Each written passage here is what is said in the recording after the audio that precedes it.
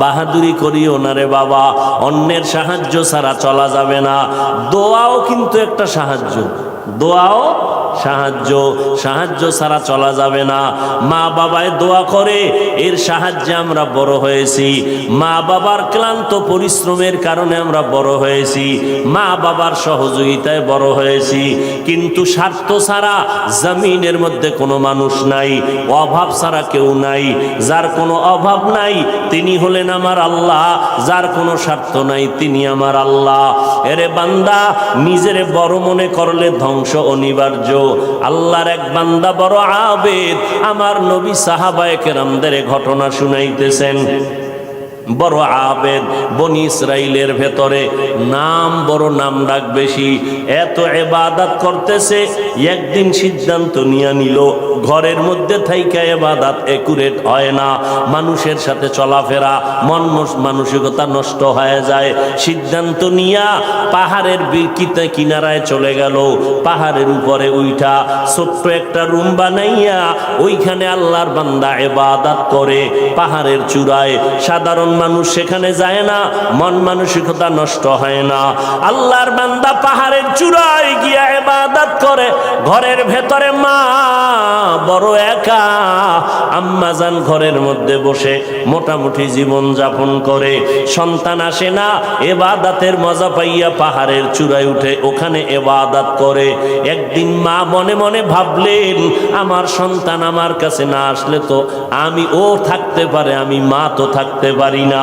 কারণ আমি মা, সন্তানের আমি গর্ভ ধারণ করে কত কষ্ট করেছি।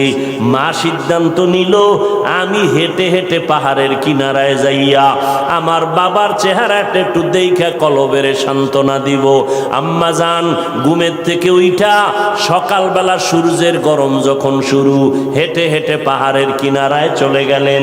আল্লাহর বান্দা আবেদ পাহাড়ের চূড়ায় ইবাদত খানায় নামাজ পড়ে আর আল্লাহরে সেজদা দেয়।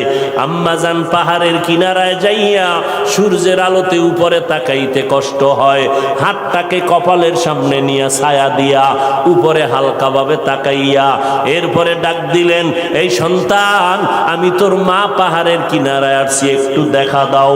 আমি মা তোমার চেহারাটা দেখার জন্য পাগলের মতো হয়ে গেলাম। আল্লাহর বান্দা পাহাড়ের উপর থেকে মায়ের কণ্ঠের আওয়াজটা শুনছে। এমন সময় ডাক দিছে মা, যেই সময় আল্লাহর বান্দা নামাজে দাঁড়ানো। চিন্তায় পড়ে গেল, এখন কি মায়ের ডাকে সাড়া দিব নাকি আমার মাওলার সাথে আমি কথা বলবো। সিদ্ধান্ত নিয়াই বান্দা মায়ের ডাকে আর সাড়া দেয় নাই, নামাজে দাঁড়ায় গেল, নামাজের ভিতরে মশগুল হয়ে গেল। আম্মা জান দীর্ঘ টাইম কষ্ট করে দাঁড়াইয়া সন্তান যখন সাড়া দেয় না, মা হালকা একটু কষ্ট নিয়ে বাড়ির মধ্যে রওনা। বাড়িতে চলে আসলেন, ঠিক আছে বাবা, তুই ইবাদত করো, ওখানে থাক, আমার ডাকে সাড়া দিলি না, দুঃখ নিয়ে চলে গেলাম। মা বাসায় চলে গেল, কিন্তু মায়ের চোখে ঘুম হয় না। সন্তানের প্রতি যে মায়ের এত মায়া, ওই মায়ের সন্তান মায়ের মায়া কখনো বুঝবে না। যদি সন্তানগুলো মায়ের কষ্ট বুঝতো, জীবনে কোনো সন্তান মায়ের কষ্ট দিতে পারতো না, মায়ের চোখের পানি ফালতে পারতো না। মা রাতের বেলা ঘুমাইতে পারে না, কষ্ট বুকের চাপা দিয়া। আবার পরের দিন মা বলে, না আজকে আবার একটু যায় বাবারে ডাক দেই, দেখিনি একটু চেহারাটা দেখতে পারি, কলিজাটা ঠান্ডা করতে পারি। আবার আম্মা জান দ্বিতীয় দিন চলে গেলেন সূর্যের গরমে, পাহাড়ের কিনারায় যাইয়া হাতটারে কপালের কাছে নিয়ে আবার ডাক দিছে, ও সন্তান, তোমার মা ডাকতেছে, আসো একটু পাহাড় থেকে আইসা মায়ের কাছে দেখা দিয়া যাও, কলিজা ঠান্ডা করো। সন্তান এখনো নামাজে দাঁড়ানো, এবারও চিন্তা করলো, আমি মায়ের ডাকে সাড়া দিব নাকি আমি নামাজের মধ্যেই থাকবো।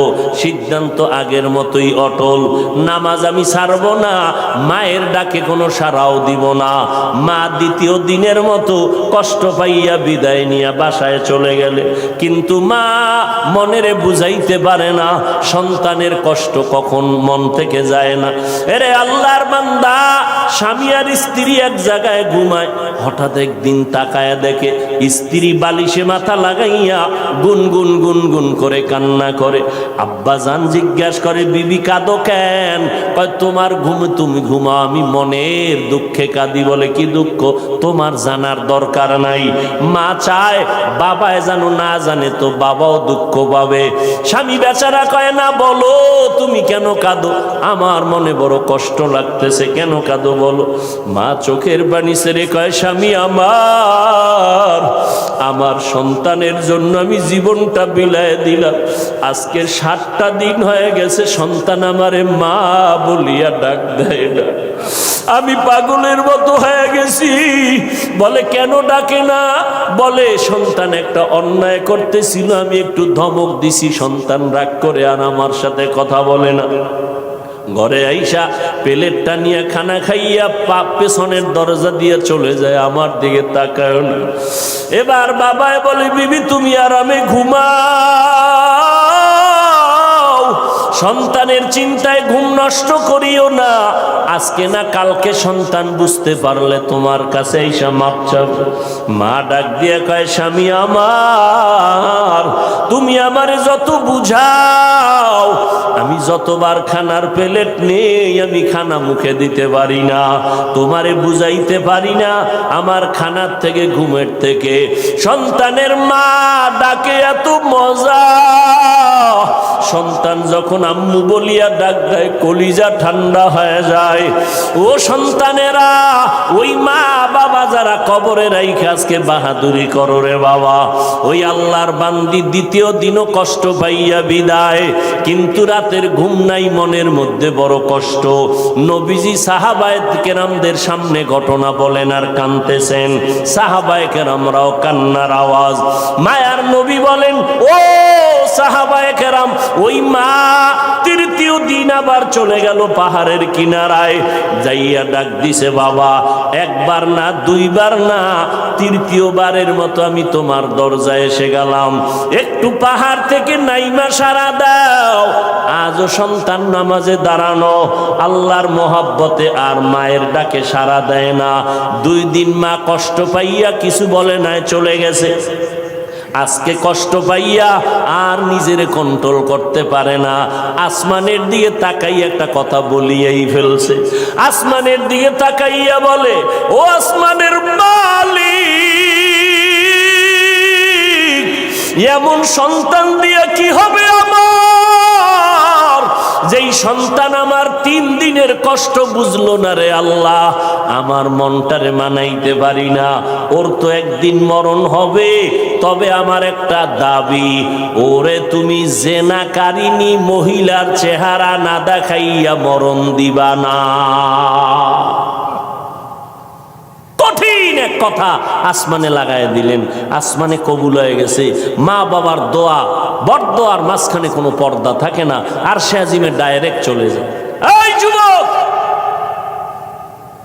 জিরি মাদ্রাসায় বলে আসছি, আল্লাহর কসম করে বলে গেলাম, কুতুবদিয়ার মুসলমান, কসমের কথা বিশ্বাস না করলে তোমার ঈমান দুর্বল। আল্লাহর কসম, ওয়াল্লাহি বিল্লাহি তাল্লাহি, 3 বার কসম করে বলে গেলাম। বিশেষ করে যুবকদেরকে বলছি, মরার আগে যদি পঙ্গু হইয়া বিছানায় কষ্ট পাইয়া মরতে চাও, তাহলে মার সাথে বাবার সাথে বেয়াদবি কর, শিক্ষকের সাথে বেয়াদবি কর, মুরব্বীদের সাথে বেয়াদবি কর। আল্লাহর কসম, মরার আগে তুই পঙ্গু না হইয়া মরবি না, লিখে রাখ। আমার কথাটাকে যদি অবিশ্বাস করো, তোমার ঈমান চলে যাবে, কারণ আমি 3 বার কসম খেয়ে বলে গেছি। এখন তুমি পণ্ডিতেরা প্রশ্ন করবা, হাফিজ সাহেব তুমি মনের রাগে বললা না, তুমি দলিল নাও। ক্বালান নবিয়্যু সাল্লাল্লাহু আলাইহি ওয়া আলিহি ওয়া সাল্লাম, ইসনানি ওয়াজ্জিলুহুম আল্লাহু ফিদ দুনিয়া আল বাগয়ু ওয়া উকুকুল ওয়ালিদাইন, আও কামা ক্বালান নবিয়্যু আলাইহি সালাতু ওয়াস সালাম। আল্লাহর নবী বলেন, 2টা অন্যায় দুনিয়াতে এমন আছে, যেই 2টা অপরাধ করলে মরার আগে জমিনে শাস্তি হবে। কয়টা অন্যায়? কি আপনাদের খারাপ লাগতেছে? মোনাজাত দিয়ে দিব? আমার তো কষ্ট, অনেক কষ্ট, মাইকটাও সুন্দর না, তারপর আপনাদের মহব্বতে কথা বলতেছি গলা ফাটাইয়া, কি করার। তারপর আপনারা বসলে একটু আমি কথা ফিনিশিং দিয়ে আসতেছি, আর একটু সামনে আগাবো। আল্লাহ সবাইকে কবুল করেন। মদিনার নবী বলেন দুইটা অপরাধ আছে, যদি দুনিয়াতে করো মরার আগে শাস্তি হবে, মরার পরে নয়। এক নাম্বার অপরাধের নাম জুলুম, দ্বিতীয় অপরাধের নাম হলো মা বাবার সাথে বেয়াদবি। যারা মা বাবার সাথে বেয়াদবি করবে নবী বলেন তাদের শাস্তি হবে মরার আগে দুনিয়ার জমিনে। যারা জুলুম করবে, ওস্তাদের ইজ্জতের উপর আঘাত করবে, ভাইয়ের উপরে জুলুম করবে, বোনের উপরে জুলুম করবে, প্রতিবেশীর উপরে জুলুম করবে, গরিবের উপরে জুলুম করবে, এই জালেমের বিচার আমার আল্লাহ মরার আগেই করে নিবেন। ও আল্লাহর বান্দারা, মা যখন কথাটা বলেই ফেললেন আসমানে কবুল হয়ে গেল, কি বরদোয়া করলেন? মা গেছেন, ভুলে গেছেন? জেনাকারিনী মহিলার চেহারা না দেখাইয়া মারবা না। মা কিন্তু কঠিন কয় নাই, যদি কইতো জেনা না করাইয়া মারবা না তো আরো কঠিন হয়ে যাইত। মা একটু পাশ কাটায় বললেন ও জেনা টেনা করবে না, কিন্তু জেনাকারিনী মহিলার চেহারা দেখে মরবে, এটাও একটা অভিশাপ। এক তো মহিলা দেখবে না, কারণ আমার বাচ্চা তো ইবাদত করে পাহাড়ের চূড়ায়, সে কোনো নারী দেখবে না, কিন্তু দেখতে গেলেও জানো নামাজি না, একটা জেনাকারিনী নারী দেখে। পুরা বনি ইসরাইলের মাঝে প্রশংসা, পাহাড়ের চূড়ায় আল্লাহর বান্দা এত পরিমাণ ইবাদত করে যে তার ইবাদত আল্লাহর প্রতি এতটা অগাধ বিশ্বাস, পৃথিবীর কেউ তাকে আল্লাহর থেকে বিন্দু পিছপা ঘটাতে পারবে না, গাফেল করতে পারবে না। ওই এলাকার এক সুন্দরী মহিলা, রূপসী, সে কয় এত প্রশংসা তারে কেউ আল্লাহর থেকে আলাদা করতে পারবে না। কয় না, কেউ পারবে না। কয় আমি পারবো না। সুন্দরী মেয়ে বলে আমি পারবো।